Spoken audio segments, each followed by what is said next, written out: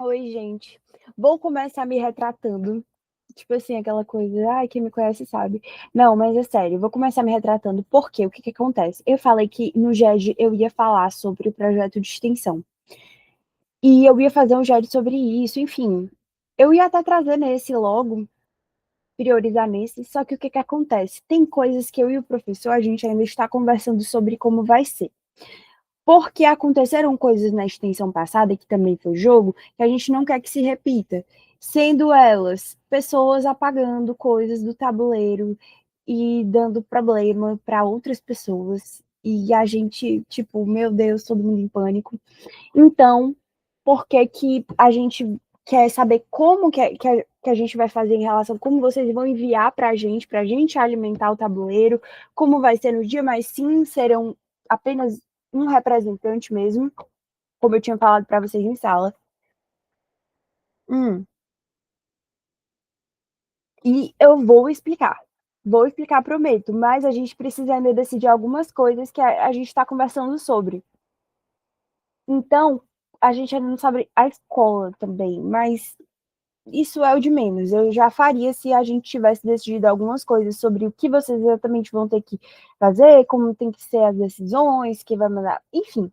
Por isso que eu ainda não fiz, porque juro que se a gente tivesse sentado para conversar já, tipo, sobre isso, eu já tinha feito. E a culpa foi minha da gente não sentar para conversar sobre isso, porque realmente a, o tempo foi muito corrido, essa semana foi muito corrida, então não teve como, mas vai ter, e eu prometo que em breve vocês terão esse GED. Nem que eu tenha que mandar gravar no meio da semana, enfim, dou meus pulos, tá? Mas vai dar certo, galera. Não é nada demais. O que me deixa tranquila é saber que não é nada demais. São só bobagenzinhas que eu não quero ter que falar de novo. Não quero ter o retrabalho de ter que falar de novo, porque, gente, eu sou humana também, né? Então, vamos falar sobre os queridos empréstimos compulsórios.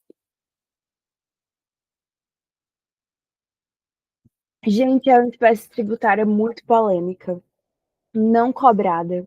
Não cobrada, assim, da gente, tá? Não tô dizendo que não cobra na colegiado, coisa assim, porque eu nem lembro se cobra. Eu ainda tenho que fazer, alimentar meu banco de questões, enfim, grandes coisas a fazer. Mas vamos estudá-los, tá? Eu trouxe um conceito essencial, um contexto histórico, eu estava muito inspirado na aula, por causa daquela discussão sobre o colo, e enfim, eu gosto desse assunto. Fui monitora do professor Liberato por um ano, então esse contexto, essa coisa da época, essa coisa política da época é uma coisa que me interessa muito, sim. Acho muito legal. E eu acho que para a gente entender certas coisas e por que que certas coisas são assim, a gente precisa entender como elas começaram, o que que aconteceu, sabe? Tipo, não tem como só eu jogar mastigado um conceito para vocês e aí esse conceito vai ser decorado. Só que quando a gente decora uma coisa, a gente esquece. Só que quando a gente entende uma coisa, a gente lembra. E é por isso que eu acho interessante essa forma de aprender. Gente, os empréstimos compulsórios, eles não, em um primeiro momento, eles não entram, apesar de já terem sido abordados ali, eles não entram na teoria tripartite do CTN, porque a teoria tripartite do CTN, ela fala que existem três modalidades de tributo, segundo ela, as taxas, os impostos e as contribuições de melhoria, que a gente já viu. A teoria tripartite é essa. A teoria tripartite, gente, ela não é mais usada atualmente por conta da Constituição Federal de 88. Mas o que que acontece?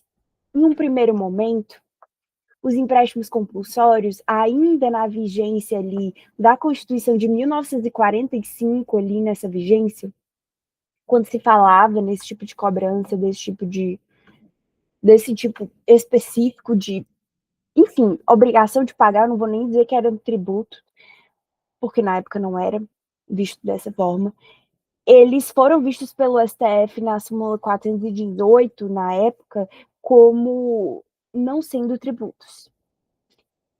E a arrecadação desses empréstimos, ela não estava sujeita àquela exigência constitucional de autorização orçamentária prévia, porque isso é necessário no tributo, tudo é discriminado na lei que, enfim, gente, a gente estudou isso em constitucional, da LOA, eu não sei com quem vocês fizeram, mas se vocês fizeram com o Liberato, vocês estudaram a questão da LOA, a questão da, da lei orçamentária anual, da plurianual, todo esse bonitinho. E aí, o que acontece?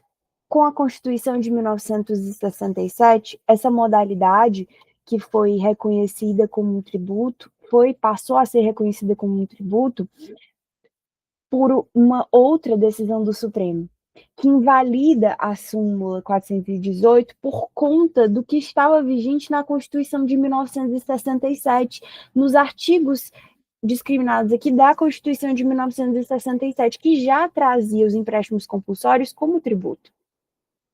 Então, primeiro o Supremo disse, não é. Por quê? Porque a Constituição da época, o Supremo Tribunal Federal, gente, é o guardião da nossa Constituição. Então, o Supremo Tribunal Federal tem que ser coerente com o que está no texto constitucional. À época, o texto constitucional não previa, não trazia essa possibilidade dos empréstimos compulsórios serem uma espécie, uma forma, né, de tributo. Mas a Constituição Federal de 67 já trouxe isso, e as demais manteram, né? A Constituição de 88 tem a teoria pentapartite de tributo. Então, a gente tem 5 espécies de tributo. E dentro dessas 5 espécies, tem um específico que tem 13 modalidades. Plot, vocês não vão ver esse semestre, então fiquem felizes. Plot, vocês vão ver em Tributário 2. E eu amo. Tô doida para chegar a isso, porque eu tô sendo monitora das 2 cadeiras, tô doida para chegar a isso para explicar para os meninos todos os impostos. É muito legal. Mas, enfim, por que que em um primeiro momento não foi considerado uma forma de tributo? O que que acontece? A receita derivada, que é o que é originado desse pagamento de esses recursos que entram no cofre público, só que de forma definitiva, e nesse momento era, né, de forma definitiva, ela faz parte desse patrimônio do Estado. Então, tipo, os impostos que a população paga são de arrecadação não vinculada. Então, o que não vincula vai para a Receita. E a Receita, pronto, ganha aquilo ali, e a partir do que é ganho, eles podem discriminar, óbvio que com o que tem ali na Constituição estabelecido, mas eles podem discriminar como será distribuído, como será gerido esse dinheiro que faz parte da Receita Pública. Então, como é que eu vou dizer que uma receita é um, tipo assim, que uma coisa que não entra na minha receita, mas ao mesmo tempo não tem uma arrecadação vinculada, porque nessa época os empréstimos compulsórios não tinham uma arrecadação vinculada. Como é que eu vou dizer que isso é um tributo? Porque esse dinheiro é um empréstimo. E existem empréstimos, tá, gente? Só para vocês entenderem, existem empréstimos hoje em dia ainda. O Estado vive pegando empréstimo, enfim, a gente deve muito. E o que acontece? Isso era visto como um ingresso. O que é o ingresso? Significa que você dá aquele recurso para o ente federado, enfim, só que aí ele vai precisar fazer o quê? Ele vai precisar devolvê-lo. Então, vai entrar já como uma dívida, né, para ele. E ele entra, utiliza, só que já vai ficar ali, ó, esse ingresso é uma dívida que a gente vai ter que arcar quando a gente for distribuir o quê? A gente vai ter que arcar na LOA, na lei, enfim, nas leis orçamentárias. O que acontece nesse caso? Como não era vinculado a nada, e como não entrava na receita, porque não entrava na receita, porque como é que vai entrar na receita se eu vou ter que devolver e a receita é uma coisa que é concreta, não tem como eu dizer que isso é um tributo. É isso. A Constituição de 67 e o Supremo, à época, deram um jeito de dizer que era. Não sei se porque pelos motivos de hoje em dia, e o que a gente precisa saber são os motivos de hoje em dia. Mas hoje tem um motivo para ser, e não é porque faz parte da receita.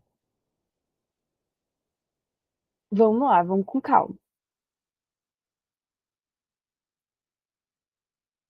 O CTN, ele foi criado antes da Constituição de 67 e ele apresenta essa teoria tripartite, que classifica os tributos em três tipos: impostos, taxas e contribuições de melhoria, conforme está descrito no artigo 5º do CTN. Essa classificação, ela influenciou a súmula 418, que se referia à Constituição de 46.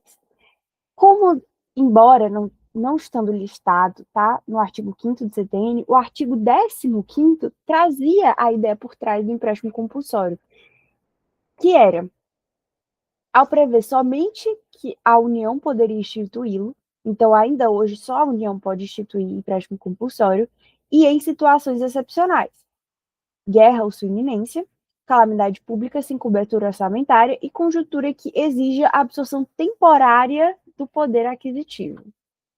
Segura essa onda aí de, ei, eu vou ter que te tirar aí o teu poder aquisitivo, pô, é foda. E aí, hoje em dia, com a Constituição de 88. Então, o conceito atual de empréstimo compulsório, apesar de não corresponder ao 15º do CTN, tem muitas semelhanças com ele. Apesar de que a época não era sobre um tributo, enfim. Hoje, a gente tem os empréstimos compulsórios como que está posto no artigo 148 da Constituição Federal, que vai apresentar algumas peculiaridades significativas que vão explicar por que, que hoje em dia a gente considera o empréstimo compulsório um tributo. E plot, arrecadação vinculada. O plot, eu amo isso. A exigência de uma lei complementar, então, gente, é super difícil para você criar ali essa necessidade desse empréstimo compulsório, porque a maioria dos tributos, na verdade, todos eles, precisam somente de lei ordinária para serem instituídos. E o, o empréstimo compulsório precisa de lei complementar, então ele precisa de uma maioria, porque tem a maioria simples, que não é o caso, a absoluta, maioria absoluta para o quórum de aprovação. E com a chegada da Constituição de 88, o legislador constitucional ele buscou corrigir essas situações que se complicaram ao longo das cobranças, enfim, com os empréstimos compulsórios e o que causou aos contribuintes. E para isso é exigida essa criação da lei, tá?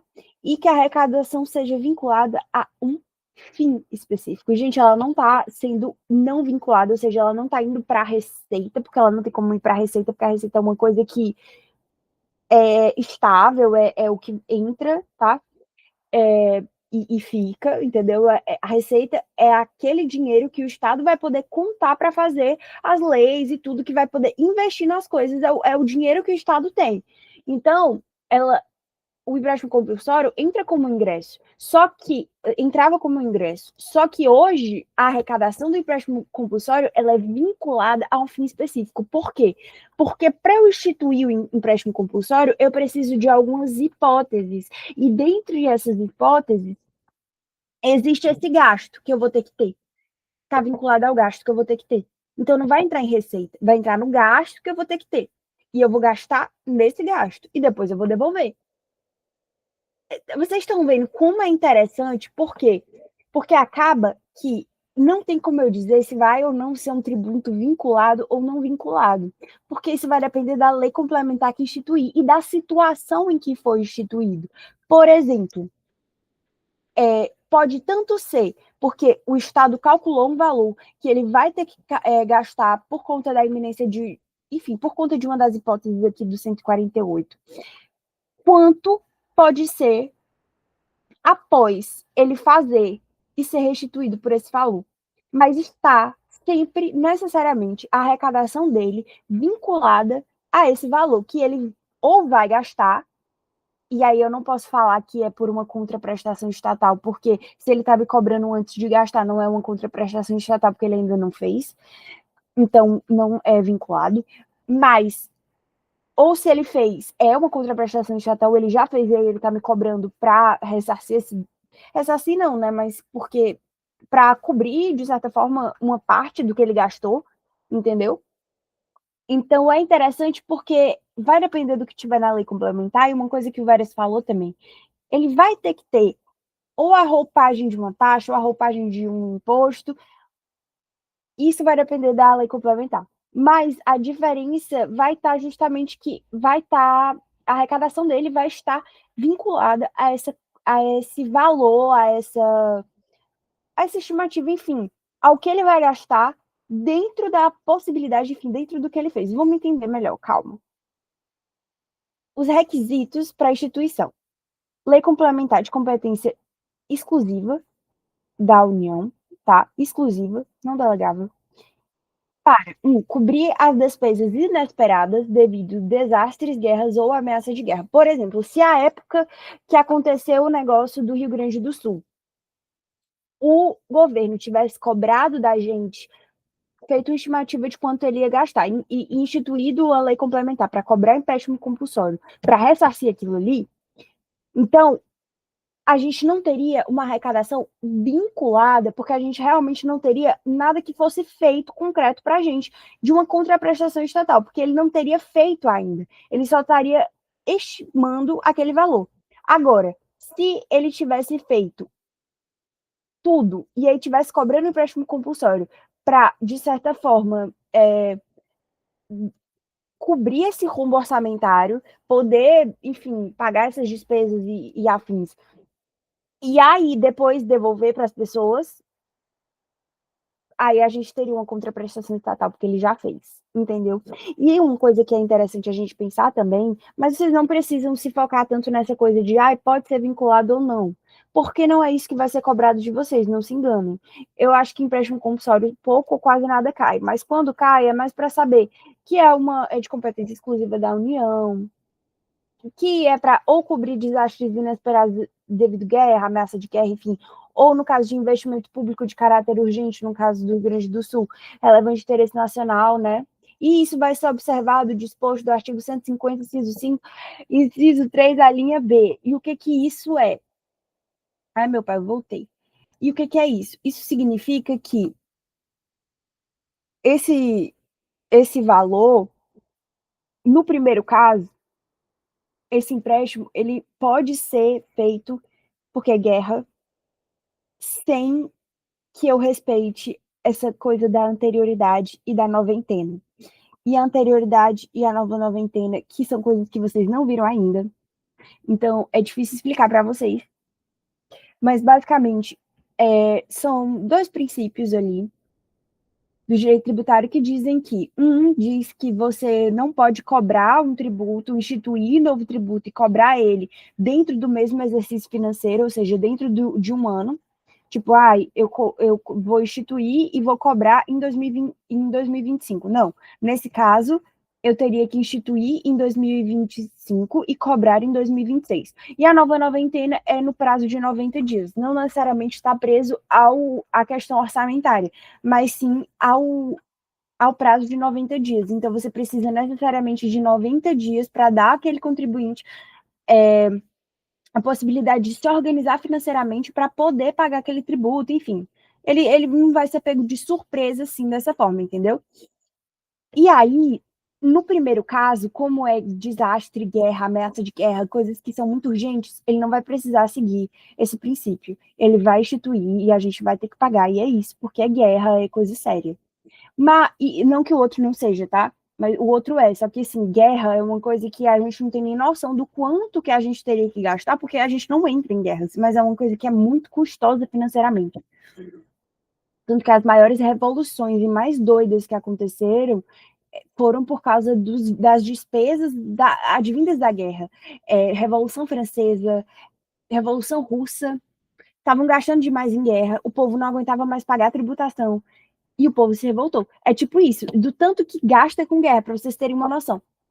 E no caso de investimento público de caráter urgente, tem que respeitar.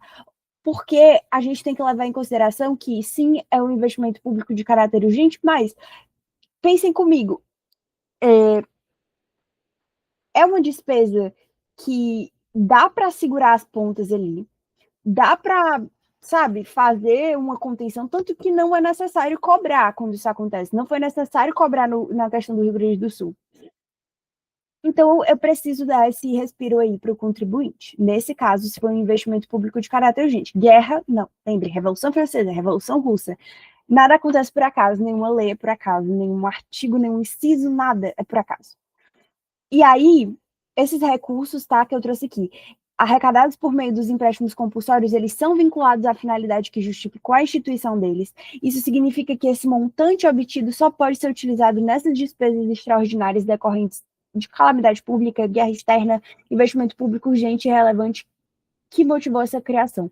Ele não pode virar receita, porque ele não vai ser receita.